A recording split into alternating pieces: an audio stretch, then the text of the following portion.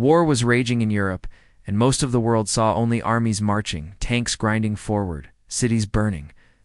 But beneath the thunder of bombs, another battle was being fought, a silent war in the shadows, waged by men and women whose names would never appear in the headlines. Britain, already skilled in the ancient art of deception, quietly rebuilt its secret services MI6 for foreign intelligence, MI5 for security at home, and a brand new agency called the Special Operations Executive, designed to set Europe ablaze. Across the sea, America watched and listened, slowly piecing together its own network. The OSS, forerunner to the CIA. This was the world of the spy, the double agent, the codebreaker. The courier who carried life and death secrets beneath an ordinary coat. Asterisk, asterisk.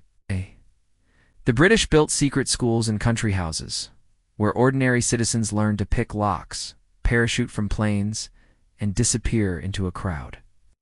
The Americans experimented with exploding pens, disguised radios, and suitcases that could turn into radios.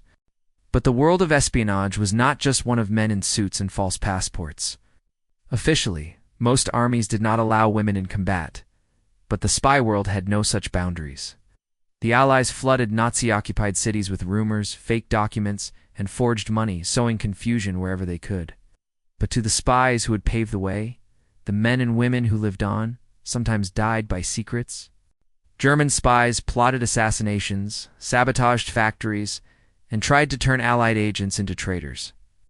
Every mission was a puzzle, a race to send, steal, or stop a message before it changed the fate of a city, a general, or a nation. Deep in a maze of wooden huts, mathematicians, chess champions, crossword enthusiasts, and quiet geniuses worked under flickering lamps. Some posed as farmers, priests, or traveling salesmen, hiding radios under floorboards and sabotage plans in hollowed-out books. They trained resistance networks to blow up bridges, derail trains, and ambush convoys.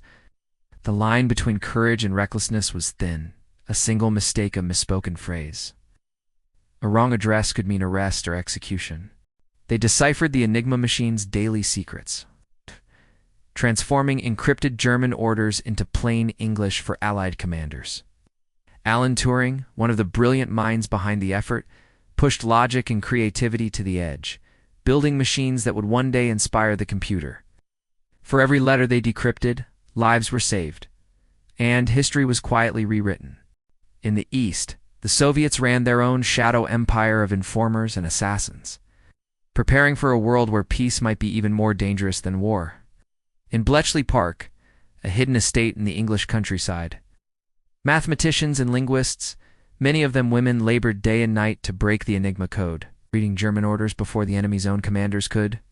Their work, once dismissed as just puzzles, saved countless lives and shortened the war by months, perhaps years. Agents like Virginia Hall, the limping lady, crossed the mountains of France with a wooden leg, organizing resistance fighters under the noses of the Gestapo. In the world of spies, trust was a currency more valuable than gold and, often even more dangerous. Norin Yagat Khan, an Indian-born Muslim and the daughter of a Sufi mystic, transmitted secret codes from occupied Paris until her capture, never betraying her comrades. Nazi Germany had overrun half of Europe. The British called upon old networks, the spies who had survived the Great War, and new recruits found among refugees, travelers, and even escaped prisoners. Some agents risked everything to smuggle messages out of occupied France or Poland, using invisible ink or radio sets the size of a shoebox.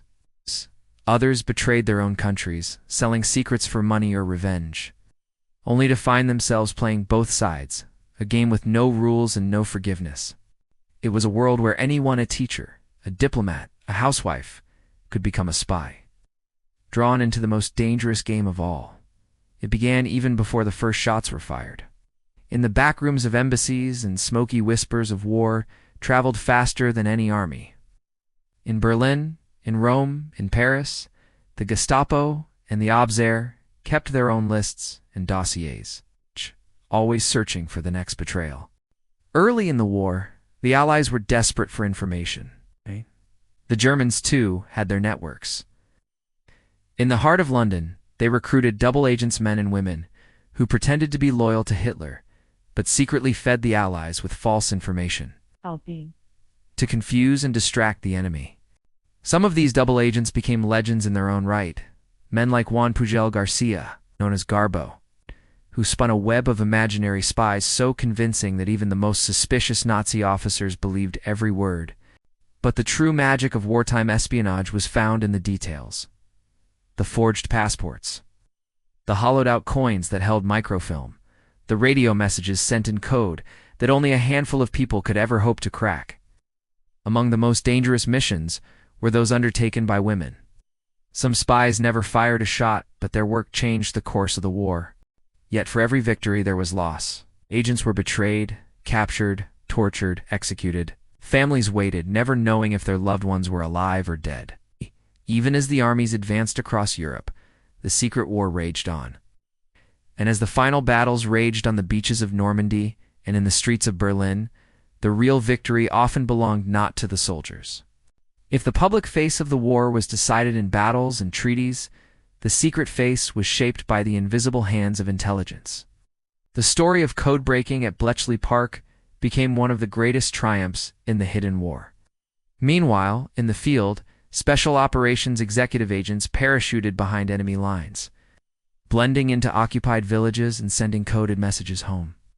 One of the most remarkable stories was that of Juan Pujol Garcia Garbo, a Spanish double agent who invented an entire imaginary spy network. Through careful, believable lies, Garbo fed false information to the Germans, helping mislead Hitler about the timing and location of D-Day. Violette Chabot, a French-British agent, carried out daring sabotage missions, surviving capture and torture before dying in Ravensbrück concentration camp. Odette Sansom, another heroine, endured brutal interrogations but never betrayed her secrets. Their stories, once lost in classified files, revealed a courage few soldiers could match.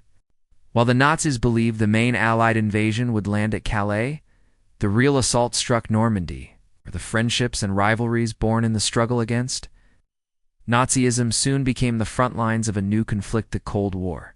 Former allies watched each other through new networks of spies, and the world discovered that the line between war and peace had blurred forever. Garbo's fantasy reports and the trust he earned from Berlin may have saved tens of thousands of lives and helped turn the tide of the war. Dared, but with wits, resilience, and trust, to trust that, in the world of espionage, could shatter at any moment. The war they fought didn't end with a treaty. It's proof that a single message, a single act of courage can ripple across the world. And it's an invitation to every one of us to be vigilant, to value truth, and to remember that even in the shadows, hope survives.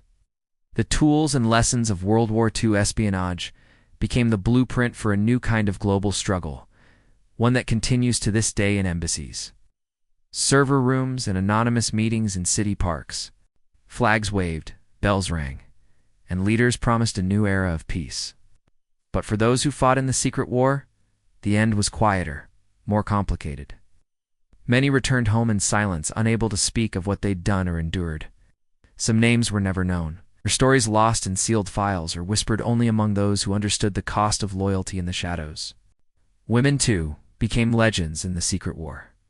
It's the courage of ordinary people who risked everything, to deliver a scrap of information or trust a stranger in the dead of night. It's the determination of women who stepped into danger when the world expected them to stay at home. Stories once thought too dangerous or shameful now reveal the humanity behind the codenames. Historians discover that, in the world's darkest hours, some of the bravest acts were invisibly marked by medals or monuments, but remembered in the lives they saved and the futures they changed. The ingenuity of minds who cracked codes that were supposed to be unbreakable. In the shadows, even trust became a weapon. The famous double-cross system turned captured German spies into Allied double agents. Disguises grew elaborate. Fake mustaches, wigs, even special shoes designed to leave misleading footprints. Any knock on the door, any stranger's glance could signal betrayal. Spies relied on memory, intuition, and luck. Sometimes missions ended in quiet success: a bridge destroyed, a convoy delayed, a message received. Other times, they ended in disaster, with agents vanishing into the darkness. Their names remembered only by the few who shared their secrets. Cameras were hidden in cigarette packs, poison in fountain pens. And microdots, tiny photographs containing whole pages of information, were glued under postage stamps. The gadgets of spycraft, once the realm of fantasy, became as real and essential as rifles and tanks. These men and women, threatened with death but offered hope of survival, sent carefully crafted reports back to the Nazis, feeding them a steady stream of misinformation. The success of Operation Fortitude, the Allied deception plan for D-Day, depended on a network of lies so intricate it fooled Hitler's top commanders. Technology and innovation thrived in this hidden war. Pigeons delivered messages when radios failed, yet for all their skill, even the best agents lived with fear. As the war neared its end, the world of espionage did not fade away. Instead, it grew deeper, more secretive. The end of World War II brought a parade of victory celebrations. The legacy of the World War II spy is more than gadgets or hidden messages. These men and women proved that battles can be won not just with guns. As the decades pass, more secrets emerge from locked archives. The story of the World War II spy is a reminder that history's greatest battles are often fought in silence. If you were moved by these stories from the shadows, there's so much more to uncover. Hit like if you want more true tales from history's hidden side. Subscribe to Ancient Wiz and join our community of curious minds, where every secret, every story matters. And tell us in the comments, which unsung hero or legendary spy should we reveal next? Because history is still being written, sometimes in code, sometimes in courage, always in the hope that truth will come to light.